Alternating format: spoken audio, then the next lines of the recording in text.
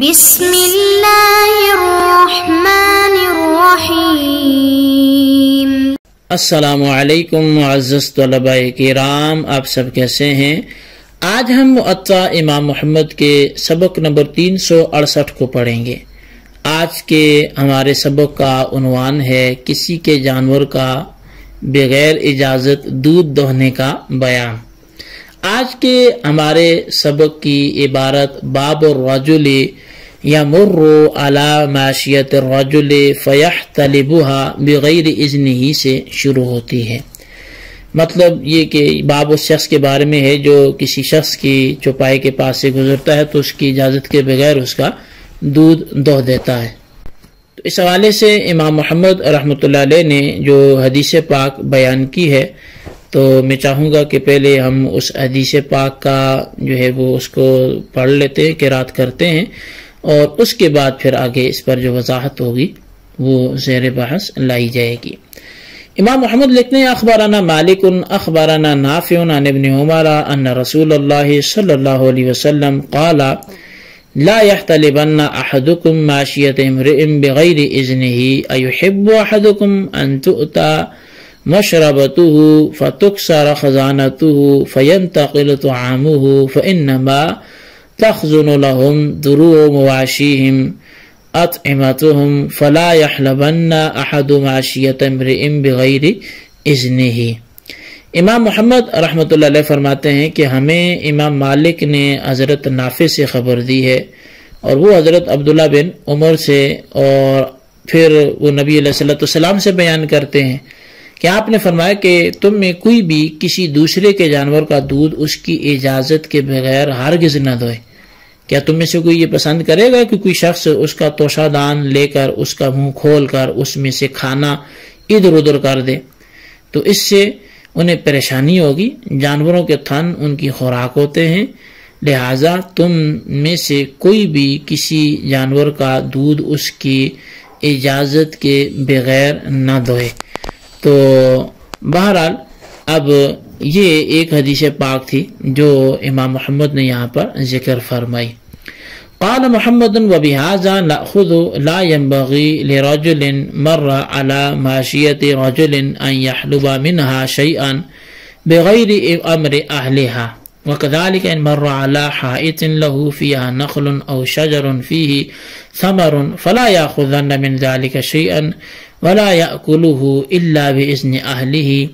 إلا أن يضطر إلى ذلك فيأكل منه ويشرب ويغنم ذلك لأهله،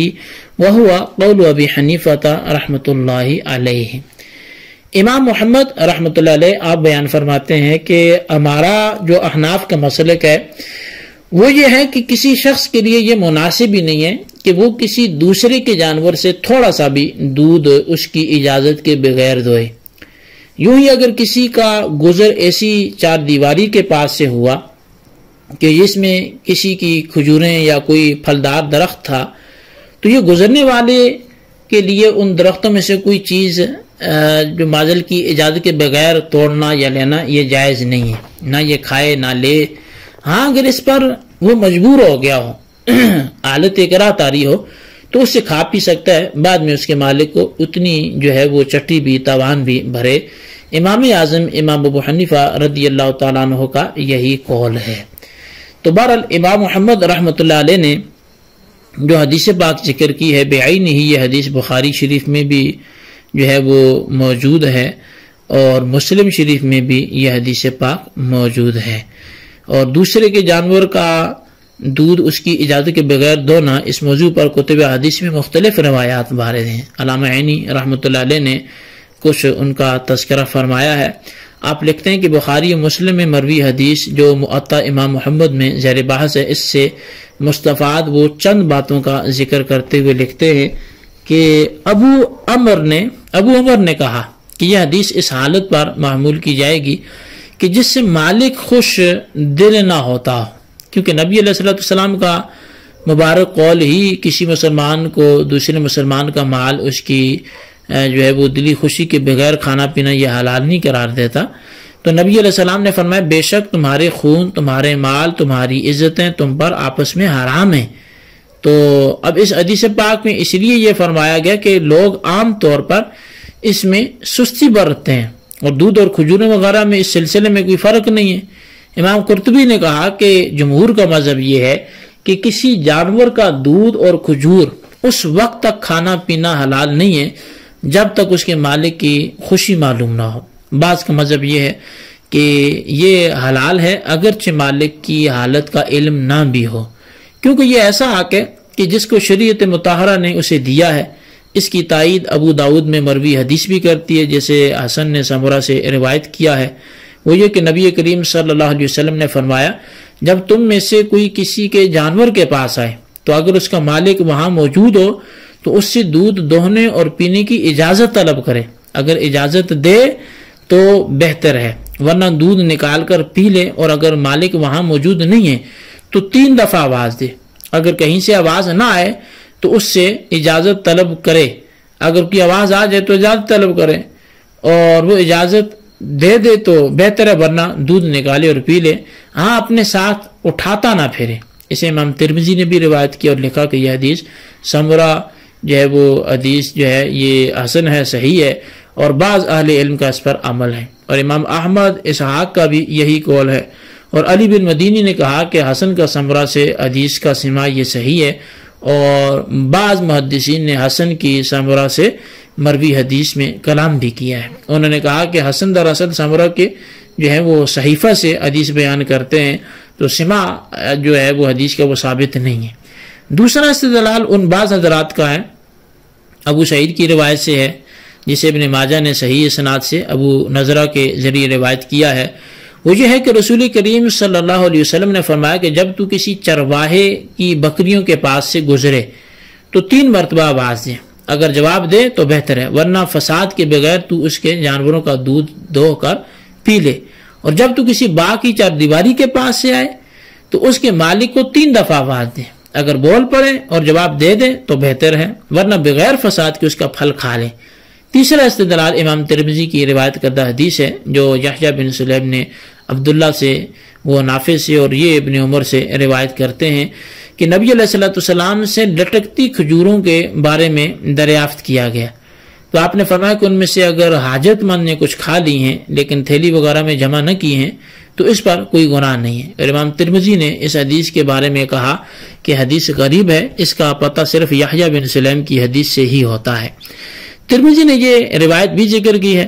جو عمر بن شعیب اپنے والد سے اور وہ اپنے دادا سے روایت کرتے ہیں کہ نبی علیہ السلام سے دریافت کیا گیا کہ لٹکتی کھجوروں کا کیا حکم ہے، تو اب اس حوالے سے جو ہے وہ اس حدیث پاک میں ایک لفظ آیا ہے، جوہری نے اس کا معنی یہ کیا ہے کہ جو چیز کوئی شخص چادر میں ڈال کر اٹھا لے، اور ابن اسیر نے کہا کہ اس سے مراد کپڑے کا پلہ ہے، یعنی اپنے کپڑے کے کنارے میں نہ باندھے۔ تو لٹکتی کھجوروں سے مراد یہ ہے کہ جو کھجور کے درخت پر کانٹے سے پہلے لٹکی ہوئی ہوں اور ان کو اتارنے سے پہلے وہ لٹکی ہوئی ہوں، کاٹی ابھی نہ ہوں،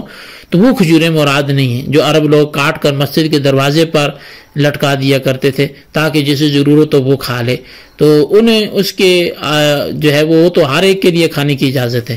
لیکن یہاں جن لٹکتی کا ذکر ہے وہ ابھی درخت کے ساتھ لگی، ان کو کاٹا نہیں گیا۔ تیسرا استدلال اس واقعے سے ہے جو ہجرت کے وقت پیش آیا، وہ یہ کہ نبی علیہ السلام حضرت صدیق اکبر رضی اللہ تعالیٰ عنہ نے ایک چرواہے کی بکریوں کا دودھ پیا تھا، اور وہ ام معبد کا جو واقعہ مشہور ہے۔ تو اب جمہور فقہاء اور علماء کہتے ہیں کہ جن میں امام اعظم امام ابو حنیفہ بھی ہیں، امام مالک بھی ہیں، امام شافعی بھی ہیں، اور ان کے اصحاب بھی شامل ہیں کہ جائز نہیں ہے یہ کام، اور اس کی دلیل وہ ہے کہ جو گزر چکی کہ کوئی شخص کسی کے باغ سے یا کسی کے جانور کا دودھ اس کے مالک کی اجازت کے بغیر استعمال میں نہ لائے، ہاں اگر وہ مجبور ہو تو اس وقت وہ قدر ضرورت لے لے، اور بعد میں اس کی توان بھی اور چٹی بھی اس کو دینا پڑے گی۔ تو بہرحال معزز طلباء کرام، امام بدر الدین عینی رحمۃ اللہ علیہ نے جو بڑی جامع تحریر لکھی، اور آپ نے ان حضرات کے چند دلائل بھی جو ہے وہ ملاحظہ کیے ہیں، آپ نے سنے ہیں، جو مالک کی اجازت کے بغیر اس کے جانور کا دودھ نکال کر پینے اور باغ کے پھل وغیرہ کھانے کو جائز قرار دیتے ہیں۔ امام احمد بن حنبل اور امام اسحاق اور ان حضرات میں وہ دیگر بھی کئی نام ہیں جو شامل ہیں، ان کی پیش کردہ حدیث کے علماء نے بہت سے جوابات دیے ہیں، جن کے پیش نظر دونوں اقسام کی حدیث میں تطبیق کی صورت نکل آتی ہے، تو ان جوابات کی تعداد 10 کے لگ بھگ ہے، جنہیں علامہ عینی رحمۃ اللہ علیہ نے ذکر فرمایا ہے۔ تو ان سب کو ذکر کرنا تو بڑا طویل ہو جائے گا، ان میں سے چند ایک جو ہے وہ بہت مختصر سے میں آپ کے سامنے ذکر کرتا ہوں، تاکہ کچھ نہ کچھ جوابات ہمارے پاس بھی اس حوالے سے آ جائیں۔ تو آپ نے جو لکھا ہے وہ پہلی بات یہ ہے کہ اباحت و جواز اس صورت کے ساتھ خاص ہے جب کھانے والے کو علم ہو کہ اس کے کھانے سے مالک ناراض نہیں ہوگا، اور ممانعت اس وقت ہے جب ناراضگی کرے گا۔ دوسری بات یہ کہ بلا اجازت کھانے کی اجازت مسافروں کے لیے ہے یا مجبور لوگوں کے لیے، مثلا حالت اغراء یا سخت بھوک لگی ہے۔ مقیم اور غیر ضرورت مندوں کے لیے ایسی اجازت نہیں ہے۔ اور تیسری بات یہ ہے کہ اجازت مجاہدین کے لیے ہے، غیر مجاہد کے لیے ممنوع ہے۔ چوتھی تطبیق یہ ہے کہ مذکورہ اجازت وہ زکوٰۃ کی فرضیت سے قبل تھی، بعد میں یہ منسوخ ہو گئی۔ اور پانچویں جو صورت ہے جو آپ کی یا تطبیق کی وہ یہ ہے کہ نبی علیہ الصلوۃ والسلام اور حضرت ابوبکر صدیق رضی اللہ تعالی عنہ کا ہجرت کے سفر میں چرواہے کی بکریوں کا دودھ پینا اس لیے تھا کہ اس چرواہے نے اپنی بکریوں کا دودھ ہر مسافر کو پینے کا اعلان کر رکھا تھا۔ تو خلاصہ کلام یہ ہے کہ کسی شخص کے جانور کا دودھ یا اس کے باغ کا پھل اس کی اجازت کے بغیر حاصل کرنا یہ جو ہے جائز، اور وہ جو ہے مطلقاً جائز نہیں ہے، اور جن احادیث میں اس کی اجازت آئی ہے ان کی علماء کرام نے تعویل کی ہے۔ تو لہٰذا مطلقاً غیر کا کوئی بھی مال ہو وہ جائز نہیں ہوتا جب تک کہ مالک کی اجازت نہ ہو۔ البتہ جو تعویلات ہیں، جواز کی وجوہات ہیں، وہ ذکر کر دی گئی ہیں، تو ان وجوہات کی بنیاد پر وہ پھر جائز ہو سکتا ہے۔ تو بہرحال جی ہم اپنے سبق کو یہیں پہ موقوف رکھتے ہیں، یہاں تک اس کو اچھی طرح آپ سمجھیں، اس کو خلاصے کو اپنے رجسٹر پر ضرور لکھیں۔ اللہ تعالیٰ سے دعا کرتے جو ہم نے پڑھا سنا اسے یاد رکھنے کی توفیق نصیب فرمائے، آمین بجاہ نبی الامین صلی اللہ علیہ وسلم۔